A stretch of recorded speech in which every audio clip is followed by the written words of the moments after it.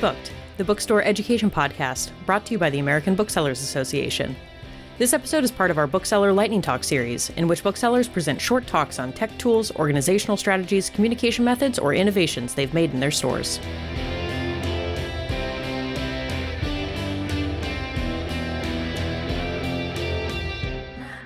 Hello, I am Liz Whitelam from Whitelam Books in Reading, Massachusetts.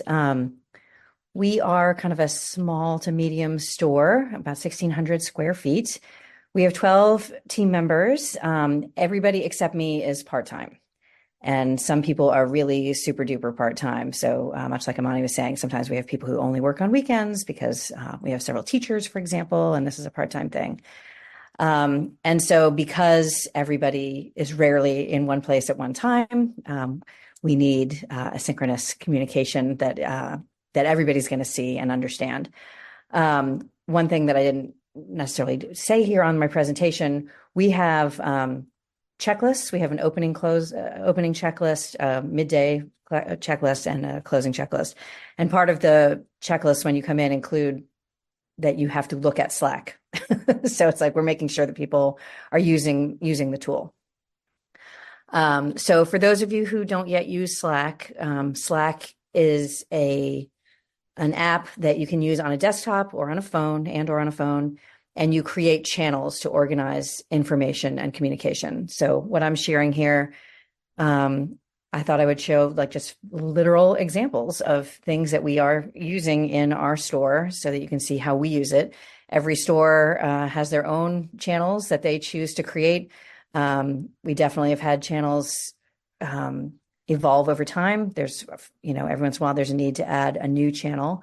The ones that I have in bold over to the right are the ones I'm actually going to get into in a little more detail. For the ones that I'm not going to get into, I will just mention, or that I don't have slides for, I'll just mention here. So COVID times, for example, during COVID, that was the channel where where I would notify people about new protocols that we had in place or what was required by the state. It was literally where we would notify each other, I have COVID, so now I'm not coming this week or whatever. We don't really use that one so much anymore. Anthology, that is the POS that we use. So that channel is a place where we make note of like, here's something funky that's happening with Anthology right now, or here's something new I learned how to do, and so on and so forth. So I'm going to go through just some actual examples alphabetically of what is happening in some of our channels.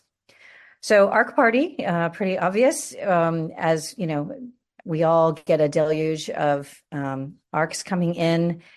I confess that we're not religious about putting everyone on this channel, but it is a good way to highlight, this stuff came in because the image behind Kim right now, those shelves of books, like that is what our ARC shelf looks like. We just have so many all the time. And so we do just try to make sure that we highlight them as they're coming in case there's something somebody was waiting for or things that people might not have noticed just scanning the shelves on their breaks or whatever. So pretty basic one. So damages has become a more important channel since Ingram and Harper will not automatically reship things when you report a damage. So as we all know, so on Penguin Random House, for example, you can choose to replace it, reship it, or not. Since those two places do not give that option in their online portal, this is how people communicate to me because I do the ordering. Hey, this thing was damaged. If you want to reorder it, here it is.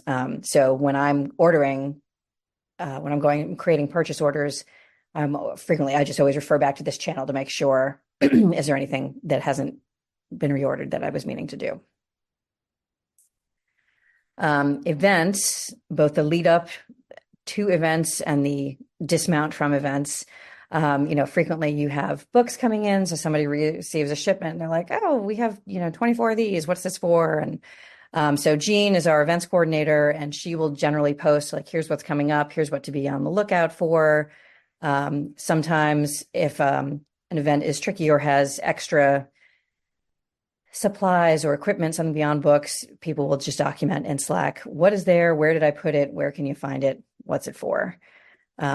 As you see on that lowest message, sometimes we're storing things next to the wine. Yep, that's right. There's wine in our back room sometimes. And as you can see here, so we frequently make use of photographs beyond arcs just to remind people, give people the visual of what is going on and where to look for things. Opening and closing, our most used channel. So this is generally where the people closing are communicating with people the next day, saying, all right, here's where we left off. I'm sure we all can relate to the Sisyphean experience of running a bookstore, that no matter what you do in a day, you're never done. And so, on Mondays, frequently, whoever's on Monday will try to organize new releases for the Tuesday. So there's a good example here of what Sarah had done for Harriet on that particular day. It usually is just sort of like, here's a thing that hasn't been taken care of or doesn't need to. We do, as I mentioned before on our checklist, we do indicate things both on Slack and then, frankly, with physical Post-its as an additional stopgap to just make sure that people are seeing things. But everybody does refer to Slack to see if there's any key thing to know about. Receiving, there's always something. it's like who has a straightforward receiving process in a given day. So Harriet's message there on January 12th is a great example of, oh, great, we got one of 3 boxes, didn't get the paperwork. So sometimes we're leaving things in a state of flux on purpose, and we're saying it's going to be much easier to deal with this if we just wait for one more shipment. So the receiving channel is always super helpful. Publisher returns. So we have Jane is in charge of all of our returns, but that doesn't mean she has to do everything. She kind of gets them started and she manages the process. So we're constantly communicating about what return is in process, what needs to be done next, who can continue to move it along. So these are some return examples. Another place that is very useful, just because there's always complexity, is when we're working with schools. So I feel like every school we work with has a slightly different way we work with them. Sometimes they want order forms ahead of time and we're getting pre-orders for books. Sometimes it's a local author, and so we will have them come in advance to sign books. Sometimes they want that after the fact. So there's always a lot of communication necessary about the status of school orders, where we're collecting the books for them, and whether we're delivering, whether somebody's picking up, whether authors are coming here to sign, whether they're signing on site. So that's this channel is super important. Supplies. We have found this is the easiest way to just communicate, here are the things that we're running out of. Jane happens to also take a very active interest in our supplies, and periodically we'll just do like a full inventory for me and put it here. And so what's great about this is that not only is she communicating to me about what needs to be ordered, but she also is letting people see, okay, somebody already noticed that this is happening, so they don't have to keep asking me. Another important reason we use Slack is to communicate good things to and about each other. So this is our Whitelam Books Love channel. And we also have a suggestion box kind of thing, but I try to make sure that I'm not the only one telling everybody how great they are, because as it happens, my team is really fantastic. And part of what makes them fantastic is how much they recognize each other for their awesomeness. And so I wanted to make sure to give them a way to very publicly acknowledge each other. It's also a channel that we use to share if we're getting acknowledgement from outside of the team. So that photo from Harriet, I know many other stores also received that very random but lovely postcard from that woman who was just sending love notes to bookstores across the country. And we, if customers come in and say, oh, I don't know who it was the other day, but it was a tall blonde lady who helped me, we'll make sure to document it in here so that people are hearing the kudos they're getting from the community. Now, another thing, the trap we can fall into, the example I gave about supplies, is that some people are very enthusiastic Slackers, and so they are communicating things to everyone that maybe everybody doesn't need to hear. So every once in a while, I have to remind people, if you're just need to tell me something, just tell me something. There is a direct message function. And if you just need to tell somebody else on the team something, use the direct message. I will say that we do also use Homebase, and to Amani's point, we do empower the team to share their own conflicts and to resolve their own schedule, that they will do their own shift changes. I do specifically remove that from Slack as a separate channel, because to me, scheduling is just it's just a core thing. I want it as its own separate thing. So that's an interesting, like, different use case in terms of how we're using these tools. So just because there are so many things being talked about in Slack, I don't want it to get lost in the shuffle if somebody's like saying, "Hey, who can cover me?" So all of the scheduling stuff does happen within Homebase and not Slack. And then this is what it looks like when you have read everything. So that is us. Some examples of how we use Slack to chat with each other and keep things moving. I love that. I have a weird practical question. So when I've tried Slack at stores that I've worked at, we had a problem because you'd have the shared register would be logged into Slack at all times, and so it wouldn't be on an individual's Slack account. How do you all actually, like, structurally set it up so that people are actually looking at their own Slack rather than a shared Slack? Yeah, and when we first started using it, we were all using it on the store computers. At this point, everybody has just chosen to put it on their phone. So that's how, which, you can't assume that everybody wants to have it on their phone, or, so they have the option to, and so we do have, when that transition was kind of in process, we do still have Slack on the computers, but there is literally a post-it like, remember to log in as yourself, so that you are seeing, that you're not missing something that looks red already. But at this point, everyone has chosen to put it on their phone. Interesting. Okay. And I will also say about Slack that while we do communicate, I mean, it's almost, we almost use it as a mini training tool, particularly in like the anthology channel. If we say, oh, here's a different way that you can do XYZ. I should point out that we use the free version of Slack. And so it does not maintain, you can't access things more than 30 or 90 days old unless you have a paid version of Slack. So if you find yourself heading down a Slack road and you haven't used it before, just be mindful of that. At one point, I want to say over the summer, they offered, like, try the free upgrade for 30 days or something like that. And for our purposes, it didn't make enough of a difference in my life to pay for it. So I don't, but that's how we use it.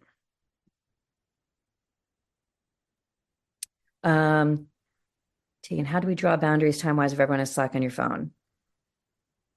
So do you mean, how do we draw boundaries? Like, do people feel obligated to look at it at home? Or do you mean, are they just constantly poking at their phone while they're at work? Definitely when you're not on the clock.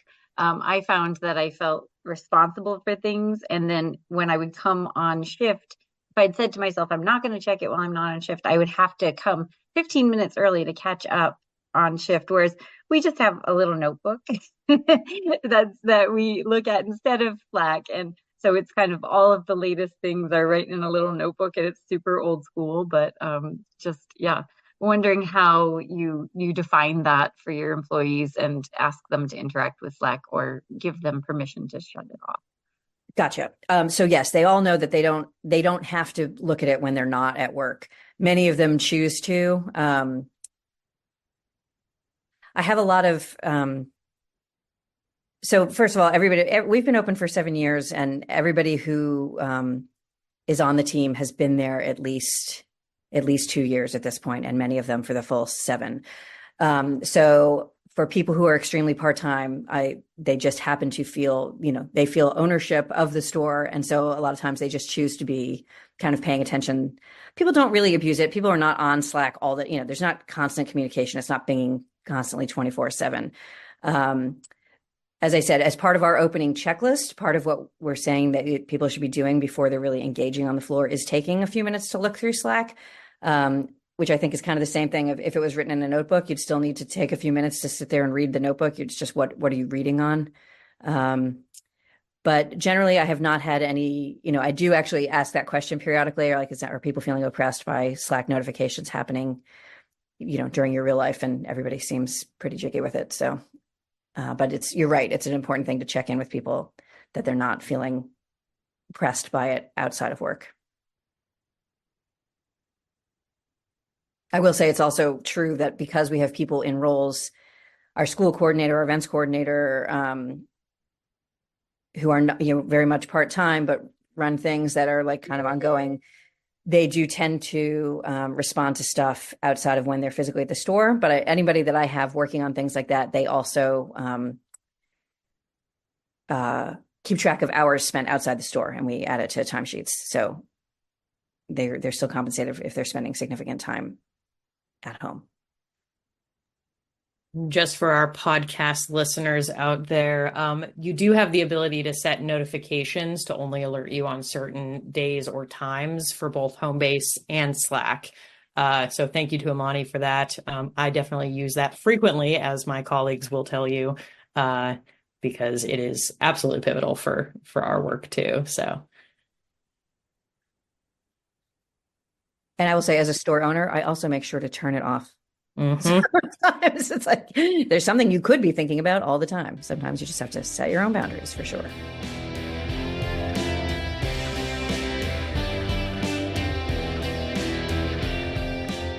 Thank you for listening to the Bookstore Education Podcast, brought to you by the American Booksellers Association. Don't forget to subscribe to the show on your favorite podcast app. Additional educational resources can always be found on the ABA website at www.bookweb.org. Happy reading!